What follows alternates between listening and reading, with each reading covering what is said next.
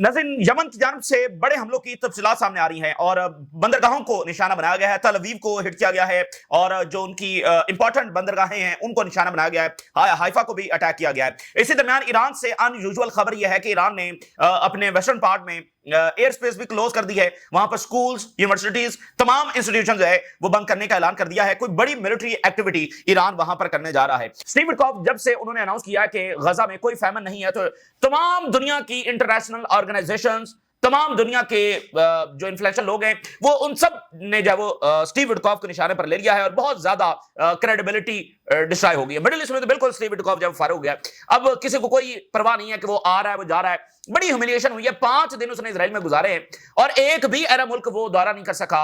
ये शायद इससे पहले कभी हिस्ट्री में हुआ हो कि अमेरिकन इन्वॉय जो मिडिल ईस्ट का है वो इजराइल आ रहा है और वो 5 दिन, खासकर इस जंग में हमने देखा है कभी भी ऐसा भी नहीं हुआ कि ब्लिंकन जब वो इजराइल से इजराइल आया और किसी और मुल्क जब वो ना गया हो। तो 5 दिन जब वहां पर बैठा रहा, किसी अरब मुल्क ने जब उसको बुलाया नहीं है और एट द एंड उसने ये बयान दिया, तो अब वो सबके निशाने के ऊपर बिल्कुल क्रेडिबिलिटी जब उसकी फारिग हो गई है। अच्छा, जो वेस्टर्न कंट्रीज के मुख्तलिफ सिटीज के जो मेयर्स हैं वो भी इकदाम उठा रहे हैं। मुख्तलिफ मेयर्स ने ये डिक्लेयर करना शुरू कर दिया है कि इसराइल जेनोसाइड कर रहा है और इसके साथ इसराइल नाज़रीन जो बहुत ज्यादा परेशान है, बहुत ज्यादा उसको मसला है, वो ये है कि वेस्टर्न सिटीज में आप जाएं तो वहां पर दीवारों पर लिखा आपको नजर आएगा इसराइल के हवाले से मुख्तलिफ चीजें, जेनोसाइड के हवाले से उनके जो रेसिडेंट्स हैं उसके बारे में लिखकर चले जाते हैं पोस्टर्स, तो वो भरे हुए हैं वेस्टर्न सिटीज। तो ये उनको बहुत ज्यादा सामना है इस चीज का, लेकिन जाहिर है कि इस चीज को जो है वो कौन रोकेगा। तो अब वेस्टर्न जो मेयर्स हैं मुख्तलिफ कंट्रीज के, उन्होंने भी ये जेनोसाइड जब डिक्लेयर करना शुरू कर दिया है। इससे दरमियान बड़ी डेंजरस खबर आ रही है, वेरी डेंजरस।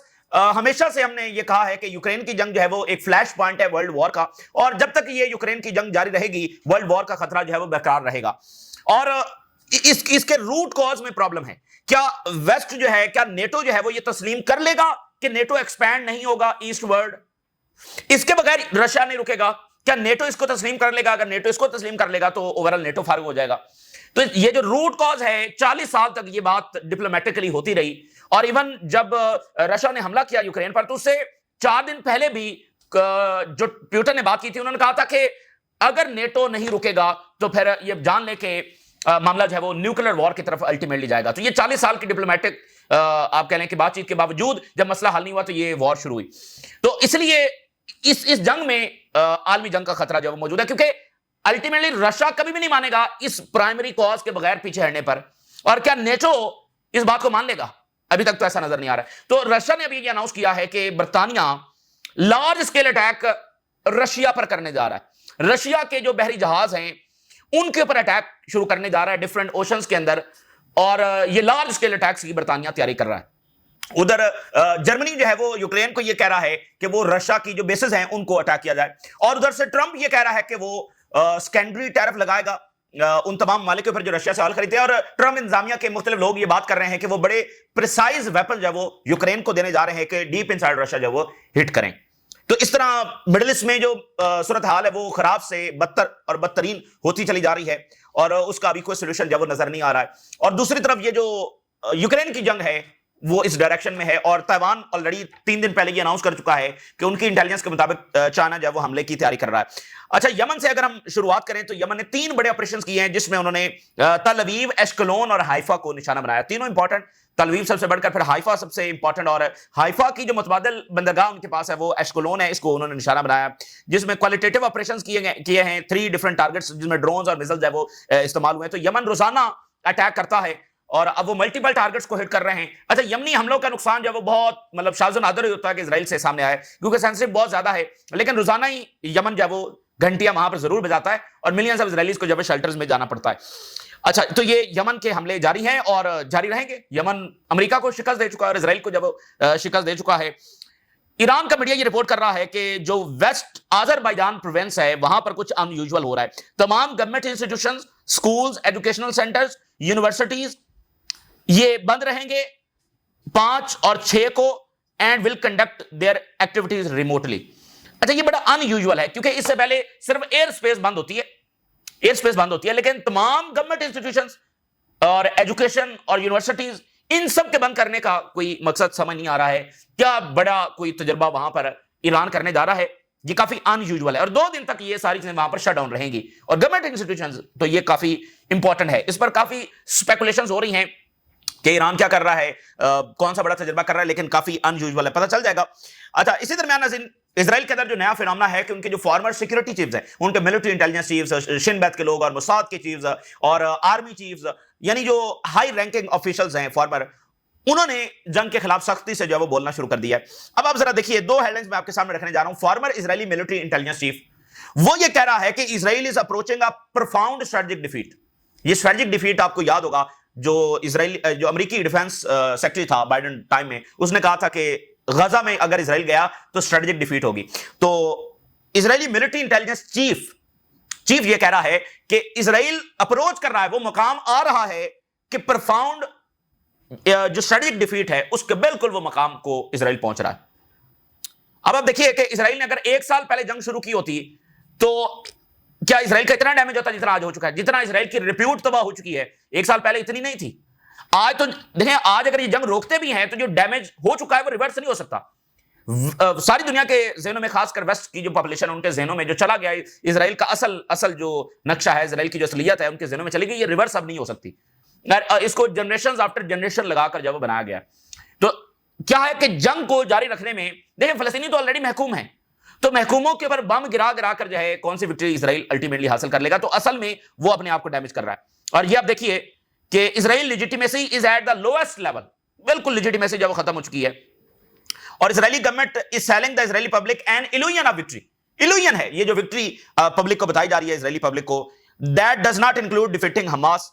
और इजराइल जो है वो इस तरह से हमास को शिकस्त नहीं दे सकेगा। और हैरड जो है वो 3 दिन कबल ये बात रिपोर्ट कर चुका है कि the moment is fast approaching when countries and companies and investors give up on business with Israel.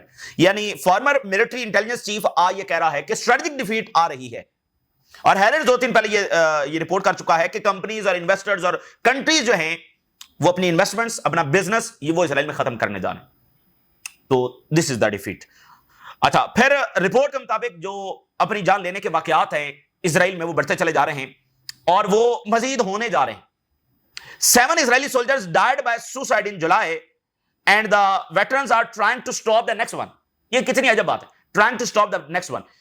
यानी एक होता है कि भाई 2-4 ने अपनी जानें ले ली तो उसके पीछे ये कॉजेस थी, नहीं, अब ये जो सिलसिला है ये वबा की तरह इस तरह फैल चुका है, या जैसे एक जंग जारी होती है तो उसमें कैजुअलिटीज होना ही होती हैं, तो इसी तरह अब ये अपनी जाने लेने वाला सिलसिला इतना डीप रूटेड हो चुका है कि वो कह रहे हैं कि we are preparing for the next one, और उसको अवॉइड करने की हम कोशिश कर रहे हैं। यानी वो इतना डीप रूटेड है, यानी वो किसी एक शख्स या एक यूनिट या एक ब्रिगेड से मुताल्लिक नहीं है, वो ओवरऑल इतना फैल चुका है कि कभी भी कोई भी किसी भी दिन, तो जुलाई जो गुजरा है ये सबसे बड़ा एक ऐसा महीना था कि हर तीसरे दिन एक इजरायली फौज ने अपनी जान ली है।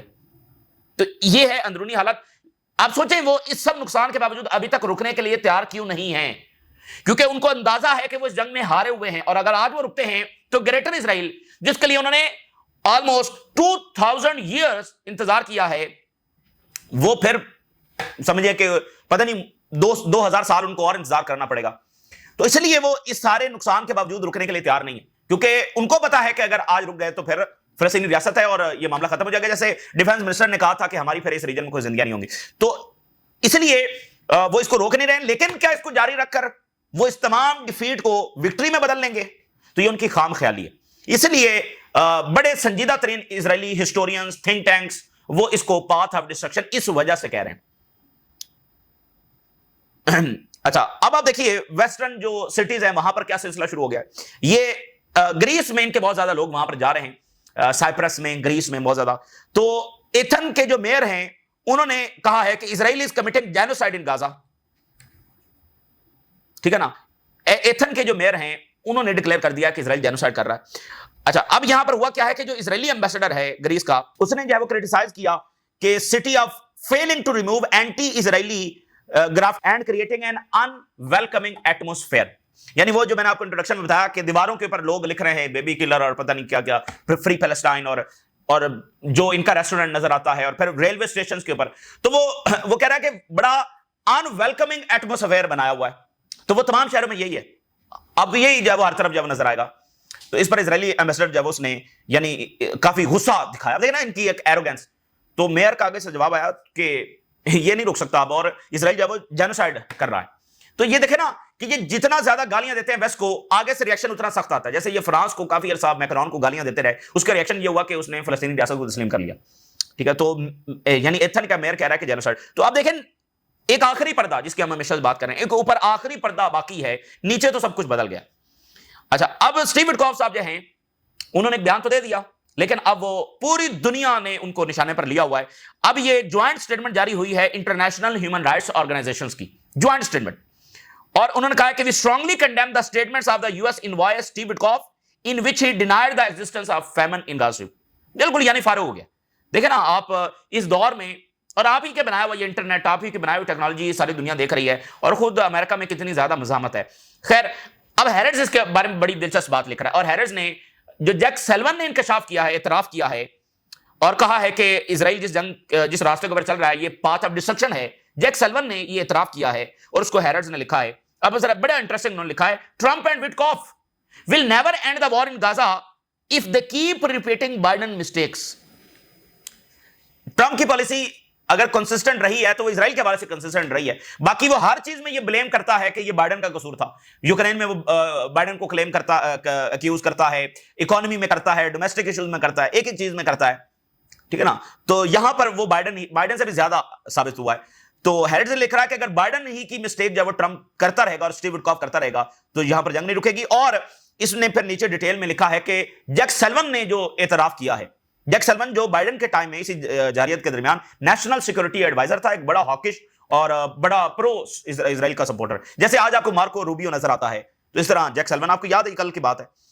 तो he wrote the war in Gaza has exhausted itself, the war in Gaza has exhausted itself. ये ओवरऑल पूरी वॉर ही एग्जॉस्ट हो चुकी है। No longer serves any strategic purposes. Israel के लिए इसमें कोई स्ट्रेटेजिक पर्पस नहीं है। It is causing Israel as a country and as a society more harm than good. ये इजराइल के लिए कोई अच्छे नताज लाने के बजाय इजराइल के लिए तबाही और बर्बादी और हार्म लेकर आ रहा है, इजराइल को नुकसान पहुंचा रहा है। तो बात यह है कि औरतों और बच्चों को मारकर क्या गुड किसी सोसाइटी या किसी कंट्री के लिए हो सकता है। He called on the leaders of the Israel to fast track negotiations toward an agreement that would end the war.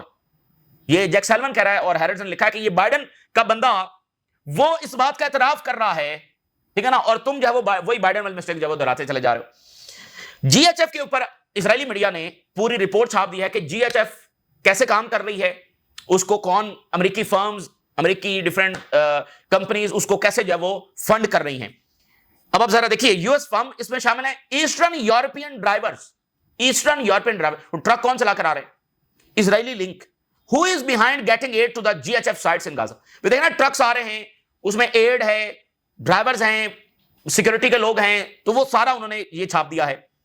कौन कौन से कंट्रैक्टर हैं इसमें उन्होंने नाम बताए हैं। Contractor for the US government and militaries world wide is transporting aid to Gaza humanitarian fund. यानी वो कंट्रैक्टर जो अमेरिकी गवर्नमेंट और मिलिट्रीज के लिए वर्ल्ड वाइड सप्लाईज देता है, वही जीएचएफ के लिए ये सप्लाई दे रहा है। और इसका जो रिप्रेजेंटेटिव है, आर्कल इंटरनेशनल इसका नाम है, यानी ये कॉन्ट्रैक्टर जो अमेरिकन गवर्नमेंट और मिलिट्रीज के लिए वर्ल्ड वाइड सप्लाईज देता है, इसका जो नुमाइंदा इजराइल में मौजूद है वो एक बिजनेसमैन है जिसने प्रीवियसली डिफरेंट डील्स है वो अफ्रीका में करवाई थी। अच्छा, अफ्रीका को आप किसी भी चीज से माइनस नहीं कर सकते, चाहे वो यूक्रेन है, चाहे वो मिडिल ईस्ट है, चाहे वो लैटिन अमेरिका है, चाहे वो कुछ भी है, अफ्रीका माइनस नहीं होगा। और चूंकि अफ्रीका में बहुत कुछ होता है और ये सारी पावर्स भी अफ्रीका में मौजूद है, तमाम पावर्स मौजूद है। आप देखें अमेरिका वहां पर, अब आप देख रहे हैं जिस तरह से वो मुआहदे कर रहे हैं। यूरोप ने बहुत यहां से चीजें निकाली हैं, वसाइल लूटे हैं। इस तरह इजराइल के बारे में मैंने आपको बताया कि इजराइल की सबसे बड़ी जो एक्सपोर्ट है वो उसके डायमंड है, और इजराइल में एक भी डायमंड की कान नहीं है। ये कितनी मुज़ेका खेज बात है कि ठीक है वो टेक्नोलॉजी बना रहे हैं, वो चावल पैदा कर रहे हैं। मैं मिसाल दे रहा हूं भाई, आपकी होम ग्रोन आपकी ये चीज है, वो डायमंड के सबसे बड़े एक्सपोर्टर हैं, और डायमंड की एक कान भी इजराइल में नहीं है। कितना डायमंड वो अफ्रीका से निकालते होंगे और क्या क्या बर्बरियत वहां पर करते होंगे। तो अफ्रीका, तो ये वाले जो बिजनेसमैन है इसने अफ्रीका में बहुत सारी डील्स करवाई हैं, और ये इस वक्त उस कंपनी का नुमाइंदा है और जो जीएचएफ को सारा मैनेज कर रहा है। तो आगे लंबी चौड़ी रिपोर्ट जब उन्होंने लिखी है, जर्मनी ये कह रहा है कि वो प्लान बना रहा है जिसमें से बच्चों को ट्रांसफर किया जाएगा मेडिकल ट्रीटमेंट के लिए। अब आप देखें ना, अच्छी बात है, मतलब बच्चों को वो लेकर जा रहे हैं, अच्छी बात है। इससे पहले कल बर्तानिया ने अनाउंस किया, लेकिन ये भी एक सिस्टमैटिक तरीका है जेनोसाइड को जारी रखने के लिए। बच्चे मारे क्यों जा रहे हैं और बच्चों को मेडिकल ट्रीटमेंट की जरूरत क्यों है, वो कॉज को खत्म करने की, मतलब उसमें वो नहीं है इंटरेस्टेड। अब आप देखना, जंगे छेड़ते हैं फिर उन मुल्कों से कुछ रेफ्यूजीज ले लेते हैं। तो भाई गजा में तो 300, बरतानिया का 300 बच्चे लेकर जाएंगे, तो रोजाना पता नहीं कितने बच्चे वहां पर शहीद हो रहे हैं और लाखों की तादाद में फाकों का शिकार है। तो जो रूट कॉज है भाई, जंग को नहीं रोका जा रहा, जारियत को नहीं रोका जा रहा, सीज फायर नहीं करवाया जा रहा, जो थाउजेंड्स ऑफ ट्रक्स बाहर खड़े हैं उनको नहीं दाखिल करवाया जा रहा। जी हम यहां से बच्चे जब जर्मनी लेकर जाएंगे उनका इलाज करवाएंगे, ओके, अगर ये सीज फायर के बाद हो तो फिर समझ आता है। लेकिन इस हालत में जब बम गिर रहे होंगे और हजारों ट्रक्स बाहर खड़े हैं और आप कह रहे हैं बच्चे 200 निकाल कर हम ले जाएंगे, तो ये अपने आप में एक सिस्टमैटिक तरीका है जेनोसाइड को जारी रखने के लिए। और मेरे ख्याल से ये बेहिसी और बेबसी की बहुत बड़ी अलामत है, क्रूएलिटी है। अच्छा जी, अब आप ये हेडलाइन देखिए, thirst grips my family, no water और food amid Israeli Gaza genocide. ये एक गजा की मां जो है वो उसका स्टेटमेंट अल जजीरा रिपोर्ट कर रहा है। हमेशा ये सवाल डिस्कस होता है कि क्या जंग दरमियान में कहीं रुकेगी। हेरेड्स ने एक बड़ी इंपॉर्टेंट इन्वेस्टिगेशन जारी की है, वेरी इंपॉर्टेंट, बड़ी प्रोफाउंड सतह की। इसके मुताबिक अक्टूबर 7 को 1200 कैजुअलिटीज इजराइल की होती हैं और उसका इल्जाम डाला जाता है हमास पर, और इसी बुनियाद पर गजा में जारियत का आगाज होता है। हेरेड्स के मुताबिक अक्टूबर 7 को इजराइल ने अपने लोगों को खुद मारा। IDF ordered Hannibal directive on October 7 to prevent Hamas taking soldiers captive. Hannibal में ये इनका ये बहुत कंट्रोवर्शियल ये एक्ट है, सिर्फ पूरी दुनिया में यहां पर एग्जिस्ट करता है कि अगर वो किडनैप हो रहे हो तो खुद ही जो है वो उनको मार दिया जाए। तो आप जरा इसमें एक बॉटम लाइन समझें, वो अपने लोगों को क्यों मार रहे थे, ज्यादा कैजुअलिटीज करना क्यों जरूरी था, ताकि देखें वो गजा पर कब्जा तो हमेशा से चाहते थे, लेकिन यहां पर उनको एक अपॉर्चुनिटी नजर आई कि इसको जवाब बनाकर, इसलिए उन्होंने इतनी ज्यादा कैजुअलिटीज की और बहुत सारे झूठ बोले कि उन्होंने आकर बच्चों को मारा है, ये किया जो कि कभी साबित नहीं हुए। तो आज ये रिपोर्ट कर रही है कि इन्होंने तो अपने बंदे खुद मारे हैं, टैंकों से ऊपर से बमबारी करके अपने बंदे खुद मारे हैं।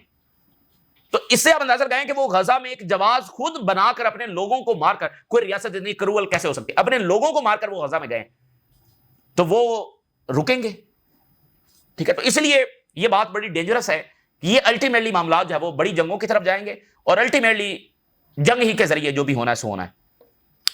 अच्छा, इसी दरमियान जो डेमोक्रेट्स हैं, जो प्रो इजरायली डेमोक्रेट्स हैं, वो पीछे हटना शुरू हो गए।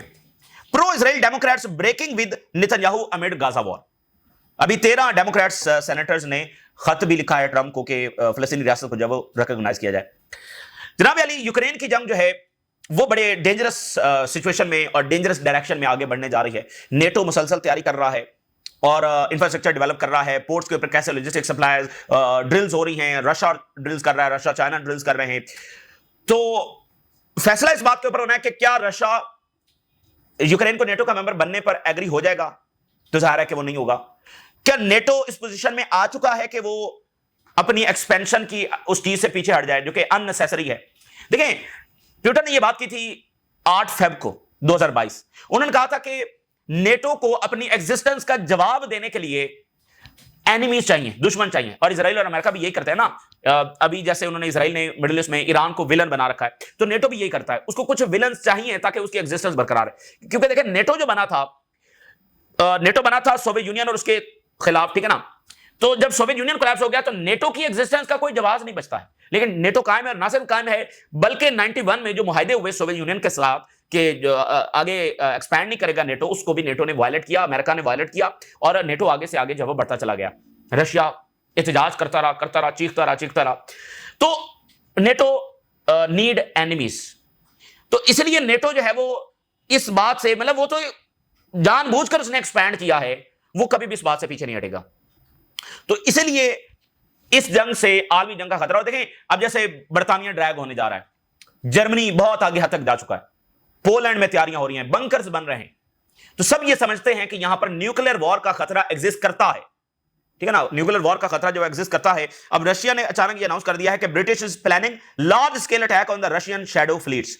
अब ये शैडो फ्लीट्स क्या है? रशिया के ऊपर चूंकि सैंक्शंस हैं, लेकिन उसके बावजूद उनका ऑयल तो जा रहा है, तो वो जो उनके टैंकर्स हैं उनको शैडो फ्लीट्स जो है वो कहा जाता है, तो उनके ऊपर अटैक करने की ये तैयारी कर रहे हैं। Britain is preparing to carry out operations that could lead an environmental disaster in international waters. और साथ रशियन वार्न किया है, जब इतनी ज्यादा ये हमले करेंगे और उससे एक एनवायरमेंटल डिजास्टर भी आ सकता है। Britain intends to task Ukrainian forces with carrying out terrorist attacks against Russian oil tankers. और इसमें बरतानिया जब यूक्रेनियन जो इंटेलिजेंस है और यूक्रेनियन आर्मी है उसको भी कहने जा रहा है कि वो आकर जो अटैक करे। और जर्मनी ऑलरेडी यूक्रेन को ये कह रहा है कि रशिया की जो बेसेस है उनको निशाना बनाया जाए। तो देखें, एक जंग है जैसे अफगानिस्तान में रशिया आया, एक जंग है जिसमें अमेरिका अफगानिस्तान में आया, लिबिया में, इराक में, उनके मामलात मुख्तलिफ थे। ये जो मिडिल ईस्ट में आज जंग छिड़ी है, ये भी एग्जिस्टेंशियल वॉर है। फलस्तीन और इसराइल दोनों एग्जिस्टेंशियल वॉर लड़ रहे हैं, और इसराइल और ईरान दोनों एग्जिस्टेंशियल वॉर लड़ रहे हैं। और जो यूरोप के अंदर यूक्रेन की जंग छिड़ी है, वो भी एग्जिस्टेंशियल वॉर है, या नेटो के लिए या रशिया के लिए। तो बाकी कोई जंग माजी में ऐसी हुई नहीं कि जिसमें एग्जिस्टेंशियल, यानी अमेरिका और इराक की जंग एग्जिस्टेंशियल वॉर थोड़ी थी। तो इन जंगों से आलमी जंग का खतरा इसलिए बहुत ज्यादा, जब तक यूक्रेन की जंग नहीं रुकती, और अभी तक इसके दूर दूर तक रुकने के कोई चांसेस नहीं है, एक आलमी जंग का खतरा मंडलाता रहेगा। और गजा में जो सूरत हाल है, इससे रीजनल वॉर का खतरा हर वक्त मंडला रहा है, तलवार लटक रही है, और रीजनल वॉर जो किसी भी वक्त आलमी जंग में तब्दील हो सकती है। ये सूरत हाल जो आपके साथ शेयर किया, आपने राज आगाह करें। इजाजत दीजिए, अल्लाह हाफ़िज़।